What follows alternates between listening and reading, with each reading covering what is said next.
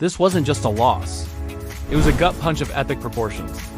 For 55 minutes, the Green Bay Packers had this game locked down at Soldier Field, only to watch it all unravel in a stunning collapse against the Chicago Bears. The seeds of this 22-16 overtime disaster weren't just planted in the chaotic final minutes. They were sown all game long with missed opportunities. The Bears, who had less than a 1% chance of winning before a wild onside kick, walked away with control of the NFC North. We were going to break down how a 10-point lead vanished into thin air and how the Packers handed their rivals a season-defining victory. For most of the night, this game should have been a comfortable Packers win. Green Bay dominated early, but the story was their baffling inability to find the end zone. The Packers made 5 trips to the red zone and came away with 0 touchdowns. It started on the opening drive when they were stopped on 4th down deep in Chicago territory. It happened again before halftime when a massive 16-play, 91-yard drive that chewed up nearly 8 minutes ended in a short field goal. The most painful failure came early in the third quarter. With a chance to take control, the Packers had 1st and goal from the Chicago 4-yard line.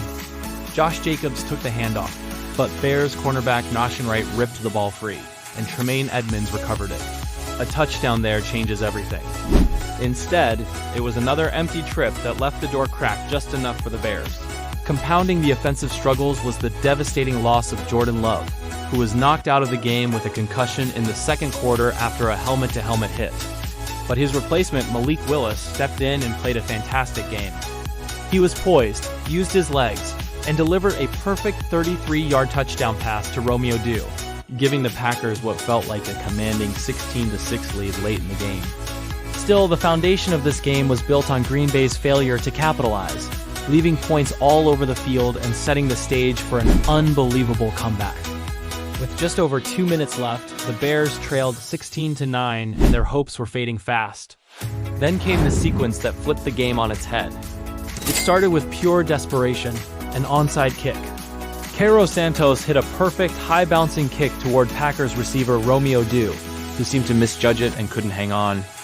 In the scramble, Bears defensive back Josh Blackwell came up with the ball, giving Chicago life near midfield with 1:56 on the clock.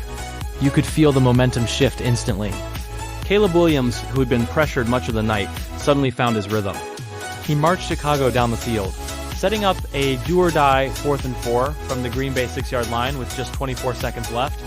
The Packers brought an all-out blitz, trying to force a mistake, but Williams read it perfectly. Throwing off his back foot while falling away from pressure, he saw the coverage bust. Green Bay's defenders had a disastrous miscommunication, leaving undrafted rookie Jahdae Walker wide open in the corner of the end zone. Williams floated the pass, Walker made the catch, and the game was tied.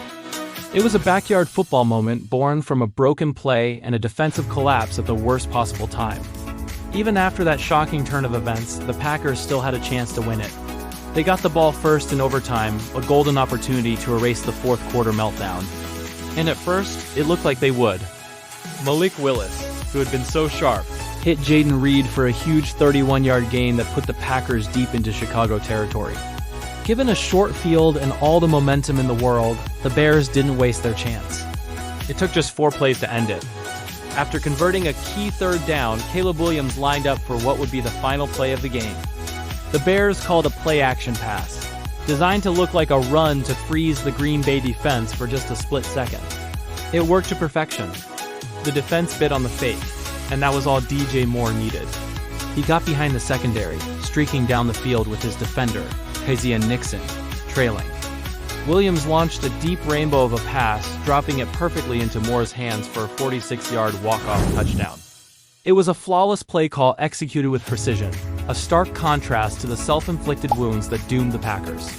The ball landed, the referee's arms shot up, and Soldier Field erupted. The Bears had pulled off one of the most improbable wins in recent memory. So when we look at the whole picture, what did we really learn?